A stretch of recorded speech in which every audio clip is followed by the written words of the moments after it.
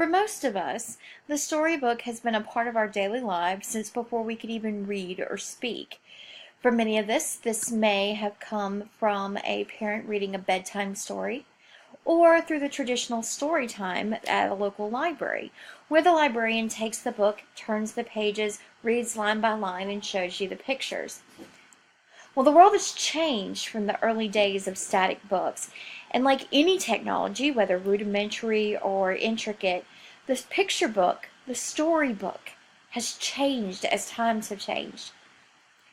Storybooks started as what you would generally think of a rectangular book, static, with only the imagination to guide the journey along. The pictures are there on the page, but the movement is in your mind. Well, technology doesn't stand still, like I said, and the physical manifestation of the book continues to evolve. Now, why couldn't present technology, video game technology, emerging technologies, be harnessed to create a more immersive storytime experience? Why can't the storybook come alive and present a journey for readers that, well, was beyond the written page? Now, storybooks started out as the traditional rectangular static book binding line by line, but it has moved throughout history. Now, the first technological advancement of the picture storybook was a movable book. Now, a movable book could be a pop-up book, a lift the flap book, anything like that, where there is a static element and then a manipulative that the reader does to create more of an interactive experience with the book. Now, pop-up books have been around since the 13th century. This is when a Catalan mystic named Ramon Lull of Majorca, this is in the 1200s, decided to create a book of anatomy where there were overlays or a vovelle, a revolving disc of elements within this movable book. Now, as this progressed, there were larger anatomy books that were hinged, and you could actually turn flaps on this page to examine muscular tissue, bone structure, things like that. And as a teaching tool, it was invaluable. But as a picture book, it was even more important because it showed how a three-dimensional element of sorts could be applied to a traditional 2D static entity and create a whole new immersive experience for the reader. Now, the movable book went from this vovelle revolving disc type setup formed in, like I said, the Majorca, the 1200s, to the 15th century, or excuse me, the 18th century actually, where the pop-up book was invented. Now, the pop-up book was originally called a turn-up book, and this turn-up book had tabs that you would pull, and the image, as you held the book before you pulled the tabs, would lay flat against the back, the binding of the book, and as you pulled the tab, those images would pop up and become what is now traditionally known as a pop-up book. Now, this was used primarily for children's books to create very intricate paper dolls. And actually, in 1856, a London publisher, Thomas Dean, and his son George decided to harness this technology, and his company, Dean and Son, was the first producer of movable books on a large scale. Now, these were still very rudimentary in today's terms, but they were amazing for the time. And the books were sold as novelty or toy books for just a very minuscule amount.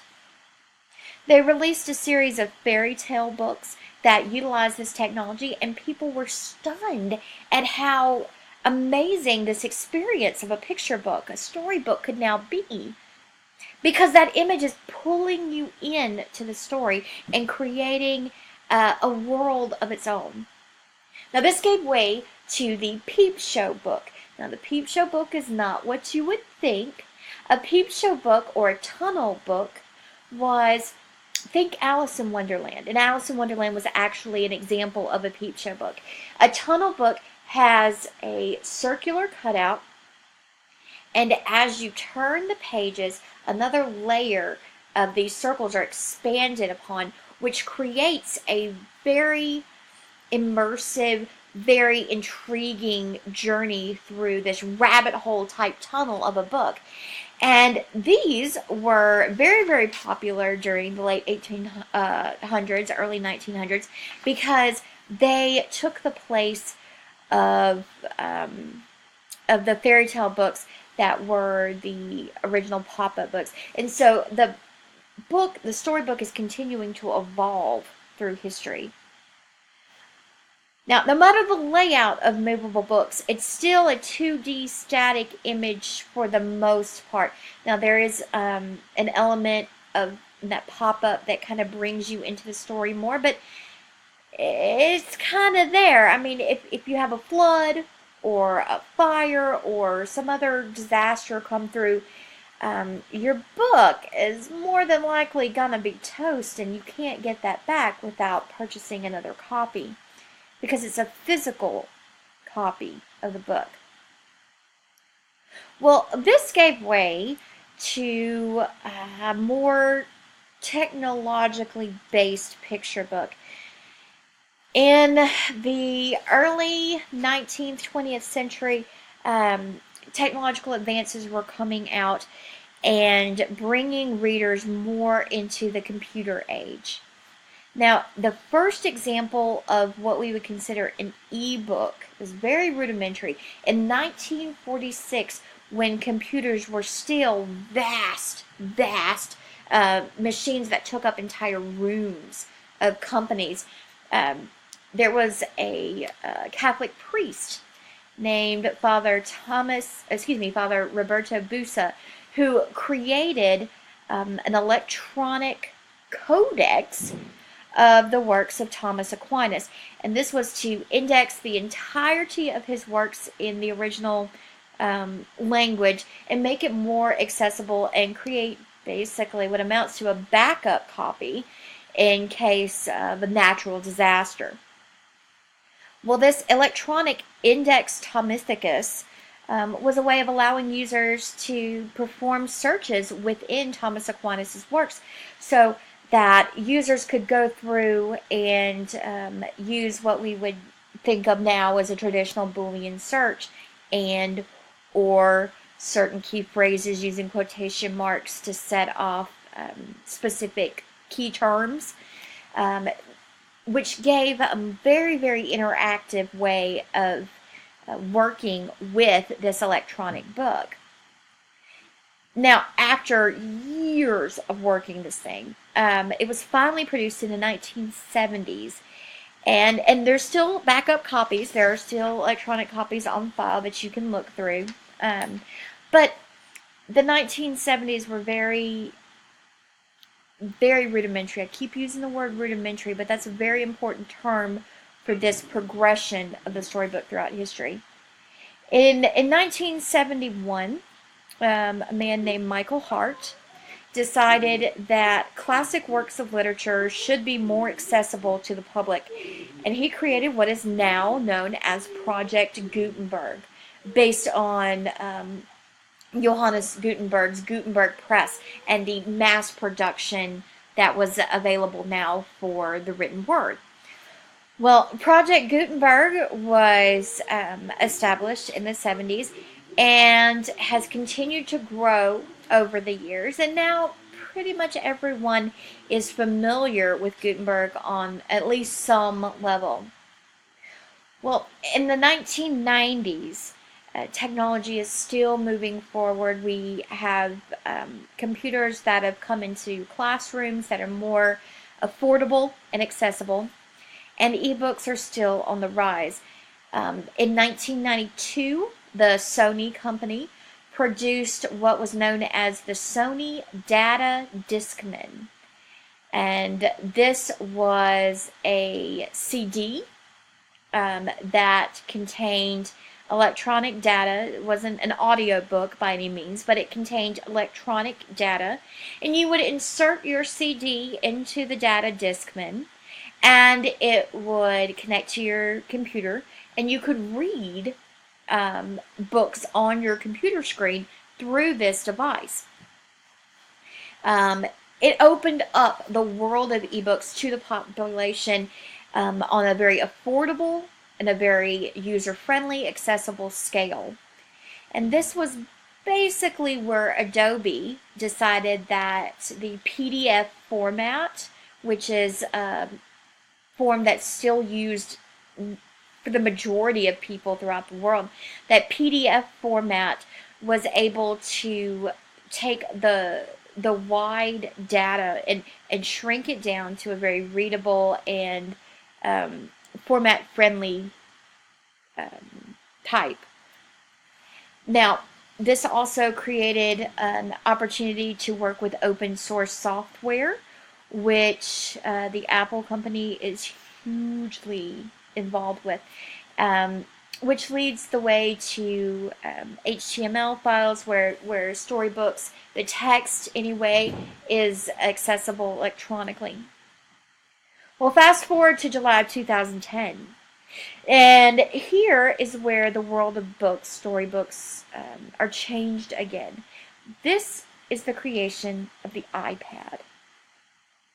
Now, the iPad has come into the forefront. We have used iPads for many years now.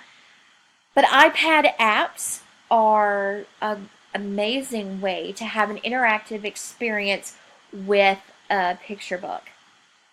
Now, iPad apps can use a variety of textural elements, of picture overlays, and we're moving towards a more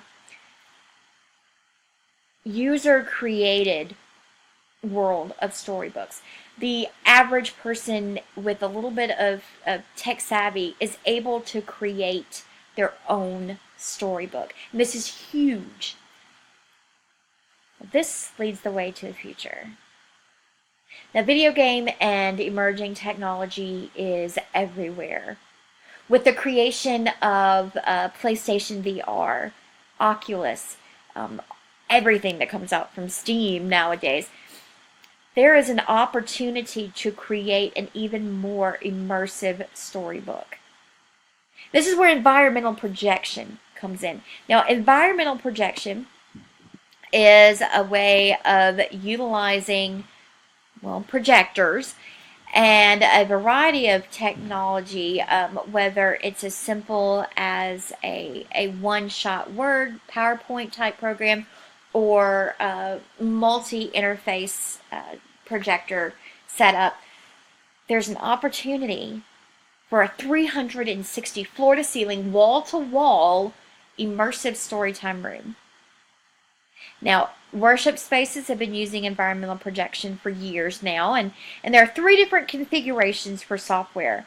Now, you can use a single window, a double window, or a multi-layer mixing application.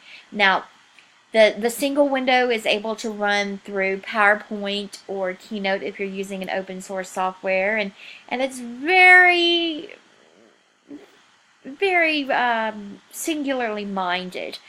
It is basically a backdrop. If I were to create a castle behind me, that would be an example of a single projector environmental projection component. A dual projector might come from either side and come to a vortex point that would create a more multi-layered effect, but not as much as the multifaceted multi-layer mixing applications, which can create that fully immersive experience for you. So what I want you to do is I want you to think of what storybook you would like to see brought to life. For me, it would probably be Alice in Wonderland. I love Alice in Wonderland, and the ability to fall down the rabbit hole to